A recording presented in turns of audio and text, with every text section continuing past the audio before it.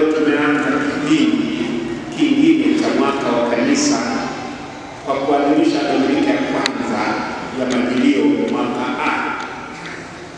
Kipindi cha Majilio kimegawanyika katika sehemu mbili, na ndipo tutakapokuwa tunasikia katika masomo.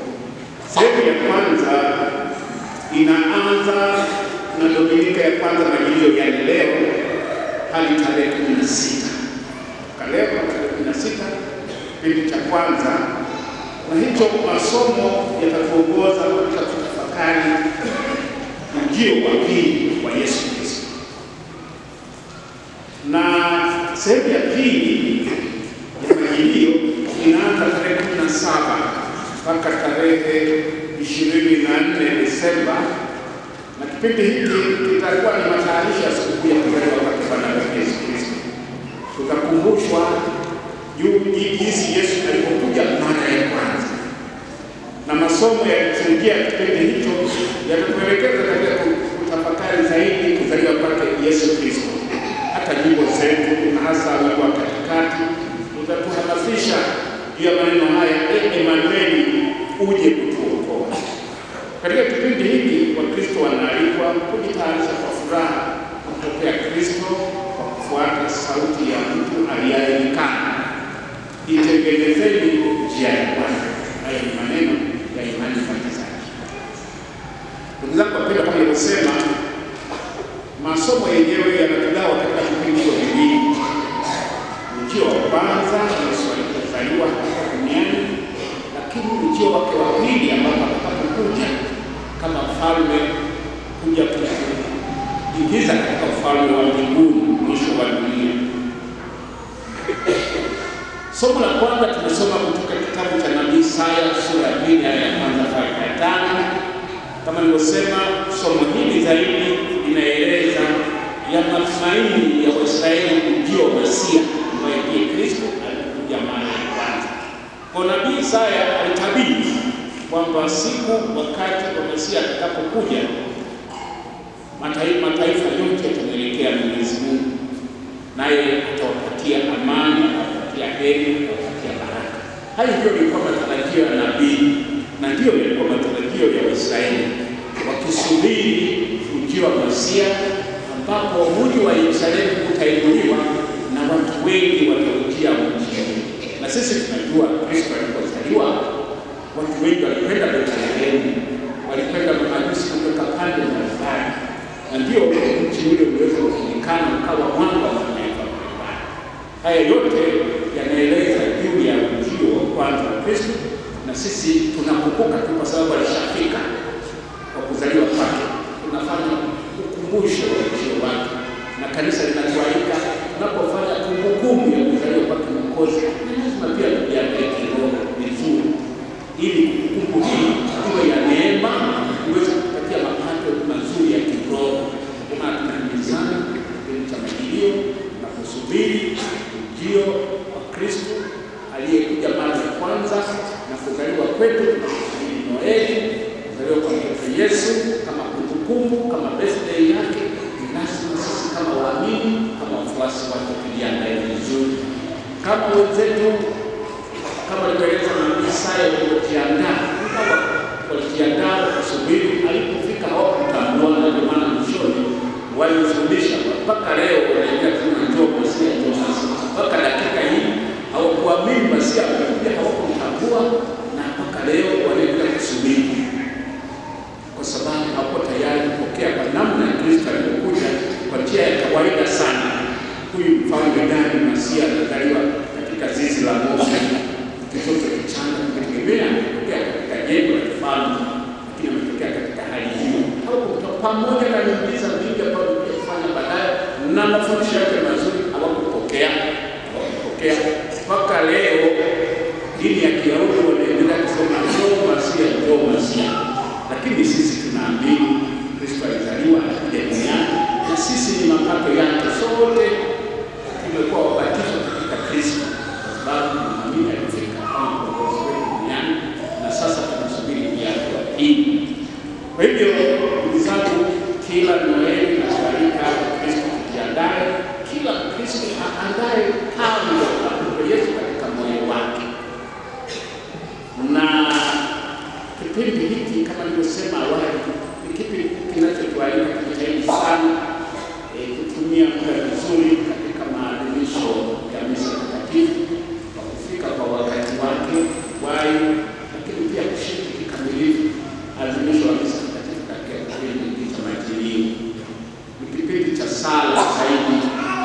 kipindi pia tutapokea masakramenti na tunaalika tupate nafasi siku za Jumamosi tunapokuwa na sakramenti hiyo, kutafuta nafasi pamoja na majukumu yetu mengi kama jamii tunapojitahidi kufanya chochote kwa ajili ya familia, kutafuta kwa ajili ya kuweka mkate jioni kwa ajili ya watoto wetu na familia zetu. Tunaweza kupata nafasi kidogo tukaichepuka hapa kwa vyote kila Jumamosi jioni hadi tunapokuwa hiyo pite katika sakramenti hiyo katika kipindi ni muhimu sana ili tuwe kweli cha neema katika maisha yetu. Hatuwezi kusema tumeandaa pango la mtoto Yesu tusipojiandaa kweli kiroho. Mahali pengine duniani wanahangaika sana na mambo haya ya maandalizi, wanajenga kila supermarket pembeni kuna pango la mtoto Yesu, kuna mti mbalimbali mkubwa unaweka, na sisi tutaweka baadaye hapa, lakini wanaanza mapema kabisa. Lakini sherehe hizi, maandalizi yote haya hayana tafsiri yoyote ya kiroho. Yaani watu hawafanyi kwa maandalizi ya ndani, wanafanya mambo ya nje kama sherehe, kupeana zawadi, vingine ndio wanasubiri Noeli kwa ajili ya hiyo.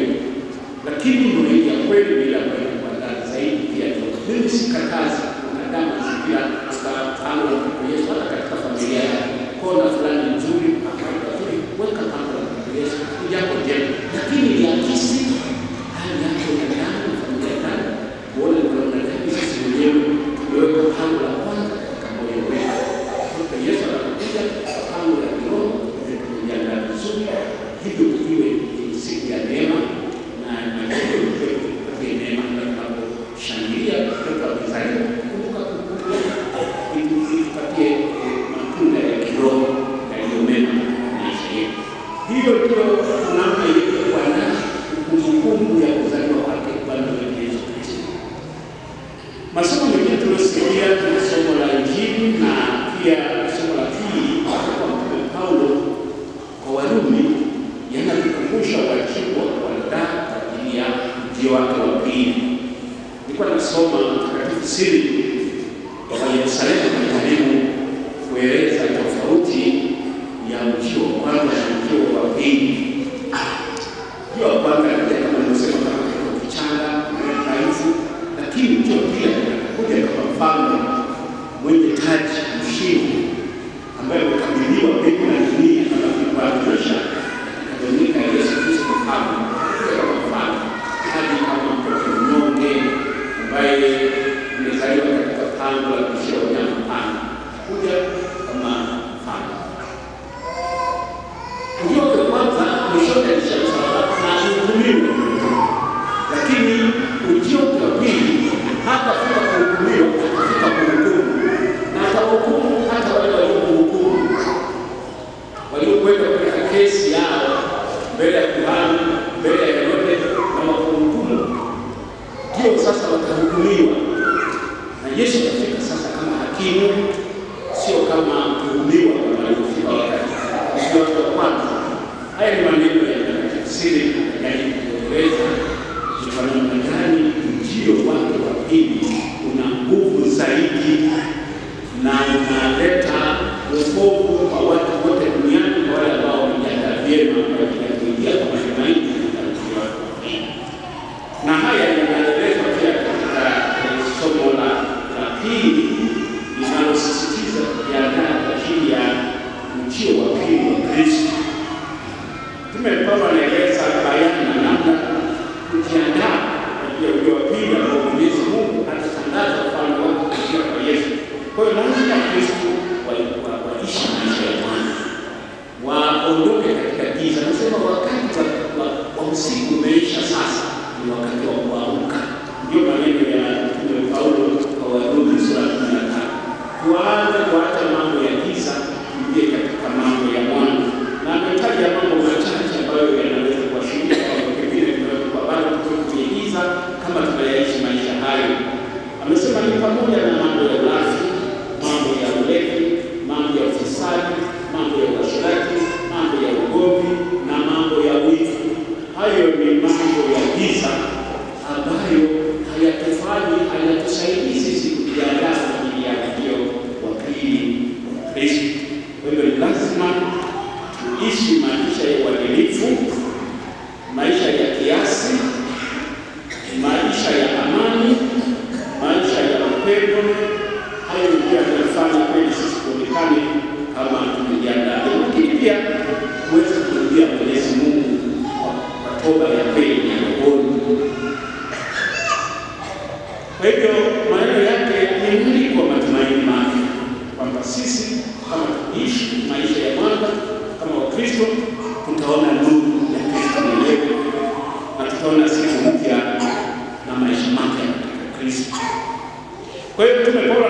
kutukumbusha kuwa tusikatizwe tamaa na mambo ya giza yanayoendelea duniani. Pengine tunaweza kusema tukaona kama vile hakuna uwezekano wa kuishi maisha mema. Tujue kwamba Kristo ana nguvu zaidi katika maisha yetu. Kwa hiyo kuna mambo mengi ya mwanga yanayoashiria mwanzo wa nyakati mpya na dunia mpya, na hasa katika mazingira yetu kuna mambo fulani yanatokea hata hatujui twende mbele namna gani. Tunaona kama giza, hata sisi wa Tanzania tunapata giza kidogo. Kutokea yale 29 mwezi baada ya uchaguzi, wakati kabla yale yote yanatuletea giza fulani, kama vile tunaweza kukata tamaa, hasa kama tunaona kama hakuna hata mtetezi wetu. Mtetezi wetu ni nani katika mambo haya? Mtetezi wetu yu hai.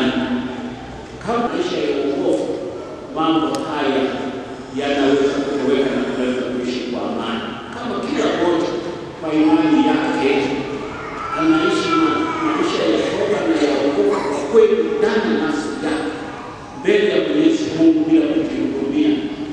Tunaweza kuishi kwa amani na kuwa na matumaini makubwa katika maisha yetu tena.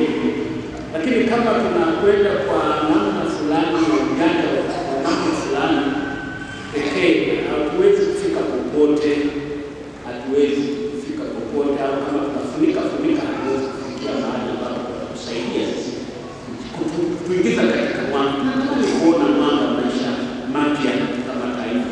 Kwa hiyo maneno ya Mtume Paulo yatusaidie kama tunamkimbilia Mwenyezi Mungu wote, tunapenda Mwenyezi Mungu na kuomba toba ya kweli kwa yote tuliyopokea. Kila mmoja anakosa mbele ya Mwenyezi Mungu, tukarudi kwa toba ya kweli. Mimi naamini kwa dhati tunaweza kuiona dunia mpya na tukaiona nchi mpya na tukaona taifa jipya katika nchi yetu ya Tanzania.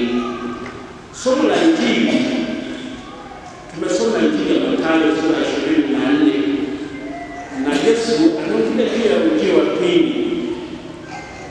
Kwa hiyo unaona inakuja kwa mifano ya ndugu au watu wawili wakiwa shambani, au wanawake wawili wakisaga nafaka,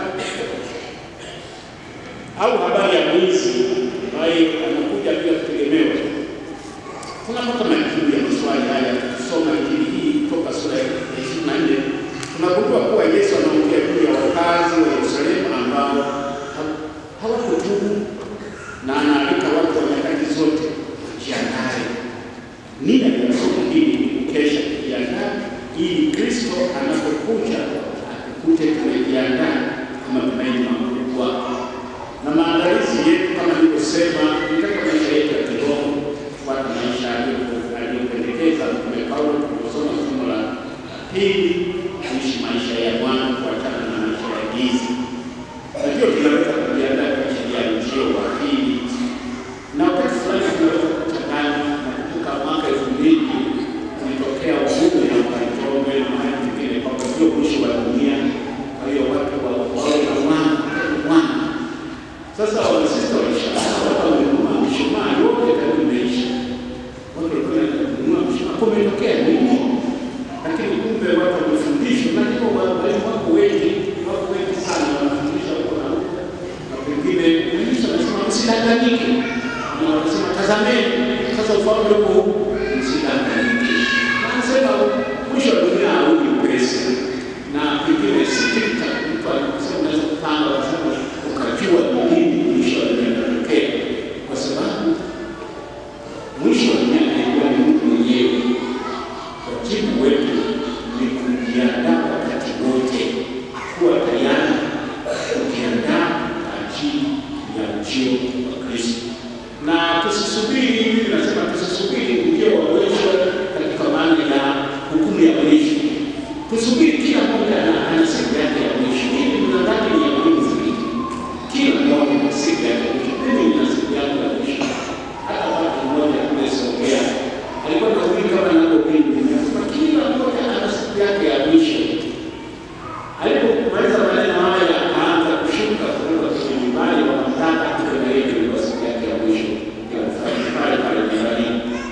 Kwa hiyo Mungu anaweza kuita kwa namna ya ajabu.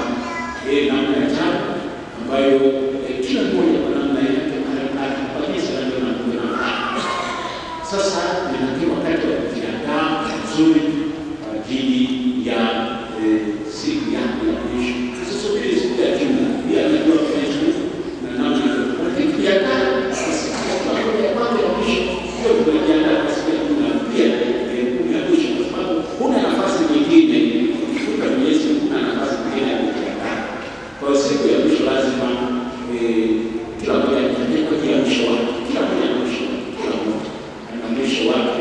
Na tunaona ndugu zetu wengi tunawazika, wengine wanapata bahati wanahudumiwa vizuri kiroho katika mwisho, wengine kwa bahati mbaya wanaita kupata nafasi kuweza kupata nafasi ya mwisho kupata huduma za kiroho kujiandaa vizuri. Kumbe ni vizuri kwa namna jitihada yako pia, hata kama ufaulu kufanya baadhi ya kupata mwisho, ni kumbuka gani wewe umekuwa na jitihada ya kutafuta Mungu katika maisha yako. Nadhani hili ni la maana zaidi, jitihada tunayofanya katika maisha yetu na sio uzembe katika maisha ya kiroho. Tunapofanya jitihada, Mwenyezi Mungu anatazama jitihada zetu. Ni namna gani tunajiandaa mpaka Mwenyezi Mungu anakuja kuchukua wala tunakuwa tunafanya jitihada fulani katika maisha. Hilo ndio jambo ambalo mimi ningependa kusisitiza kwa kila mmoja wetu. Ndio maana tunahimizana kwa mambo ya kiroho, tujitahidi. Kama tunaamua leo Dominika kusali siku ya Jumapili, twende kanisani, tunajiandaa kutoka tunapanga kwa wetu vizuri. Tunajua misa yetu hapa kanisa kuu, misa pili inaanza saa 2. Kwa hiyo unaweza kujiandaa vizuri, unapoanza misa umeshafika. Usikilize na neno la Mungu vizuri, somo la kwanza, la pili, na ikiwezekana shiriki na sala za mwanzo zinazotuandaa kwa adhimisho la misa takatifu. Na hiyo ndio itafanya kweli tutakuwa tumejiandaa vizuri, tutakuwa tumejiandaa vizuri kiroho kwa ajili ya wakati wote Mwenyezi Mungu anapopanga kutumika katika maisha yetu. Na mfano uliotoa Yesu katika Injili ya kawaida kwamba wakati wa Nuhu kulikuwa na aina mbili za watu. Kundi la kwanza ni la watu waliofurahia maisha au kuhangaika na kujiandaa na kujali mwisho wa maisha yao, hatimaye wakafa wakapotea. Kundi la pili wale watu waliojitahidi walijiandaa katika maisha yao, wakikesha kwa matumaini, wakifuata maagizo ya Mwenyezi Mungu. Dakika ilipokuja walifaulu kuingia katika safina, wakaokolewa na kuunda jamii mpya ya watu wa Mungu. Kwa hivyo ni mwaliko kwamba lazima tuwe tayari kesha kwa kujiandaa ghafla. Anapokuja Mwenyezi Mungu ghafla, tuwe tayari kujiandaa. Na ametumia mifano mingine ya kawaida, watu wako shambani wanalima, mmoja akaliwa moja yake. Maana yake katika mambo ya kuchukuliwa na Mwenyezi Mungu hatuwezi kwa sababu ya umoja wetu, kwa sisi tuko wawili mapacha, tukizaliwa pamoja na tutakwenda pamoja. Mwenyezi Mungu anachukua kaja na kupanga. Hata mkiwa na marafiki wawili, mko marafiki sana, Mwenyezi Mungu anachukua rafiki mmoja pamoja. Hata katika familia Mwenyezi Mungu anachukua, anamuita kila mmoja kwa wakati wake. Hata mkiwa nasema wengine kwa sababu moja kwa moja, au watu kama mama wanasaka nafaka, moja ataliwa moja yake, au mwenye nyumba ambaye lazima kiandae kwa sababu ajui mwizi atakuja lini. Kwa hiyo lazima katika mambo yake tunafanya vizuri, kujiandaa kuhakikisha nyumba haipambiwi. Tunaweka vitu vingi sana katika maisha, hasa ukiwa na pesa kidogo, unahakikisha nyumba yako ina kufuli za uhakika, ina grili, ina alarm, ina CCTV kamera, ina kila kitu. Na pengine tunahangaika sana kwa sababu tunaweka pia sana wakati kuna gari tuko paki na nini, na pengine tunahangaisha pia kuliko maskini. Kwa hiyo alafu na hiyo na hizi tunachungulia kuna fulani, lakini tunajiandaa vizuri katika mambo ya dunia vizuri, tunapanga vyema. Tunajua Yesu tupange pia katika maisha yetu, tupange vizuri. Yesu anajiandaa katika mambo ya dunia, kujiweka vizuri, kujiandaa kusimamia, kujiandaa pia kwa ajili ya wokovu wetu na kujiandaa kile nimeshasema, mambo ya kawaida tu ya maisha ya kiroho, katika sala, kushiriki katika maadhimisho, katika kupokea masakramenti, lakini pia yale yaliyotaja Mtume Paulo katika somo la pili, maisha ya mwanzo katika maisha ya giza yanayoonyesha katika maisha yetu. Kwa hiyo mwaliko kwa ndugu zangu wapendwa, katika kipindi hiki kumbuke kipindi pia tena cha Majilio tunakumbusha ujio, aina mbili za ujio wa Yesu. Ujio wa kwanza ndio alipokuja mara ya kwanza kutoka tarehe ya leo mpaka tarehe 16, hapo tunakumbuka jinsi Kristo alipokuja kuelekea sisi kama hadi kwetu, adharuti wetu na mwalimu wangu ni huo, kila mmoja naye tangu na mtume Yesu katika moyo wake, azaliwe katika moyo wake, hili kipindi hicho cha neema. Lakini ujio wa pili wa Yesu ndio sehemu ya pili kwa tarehe 17 mpaka tarehe 24 Desemba. Hapo tutakumbushwa na kusoma masomo yanayoeleza jinsi mtoto Yesu na kila Maria kwa mimba, kutembea Elizabeti, kuzaliwa kwa Yesu. Mambo haya yataelezwa hapo. Kwanza ni ujio wa Yesu alipokuja, lakini tunatueleza pia ujio wa pili atakapokuja kwa ajili yetu kukomboa wanadamu. Hata masomo tunaona somo la Injili inaeleza zaidi ujio wa pili wa Yesu. Hiyo sehemu ya kwanza. Sehemu ya pili ni tafakari. Kwa masomo ya Noeli, tafakari ujio wa kwanza jinsi Yesu alizaliwa.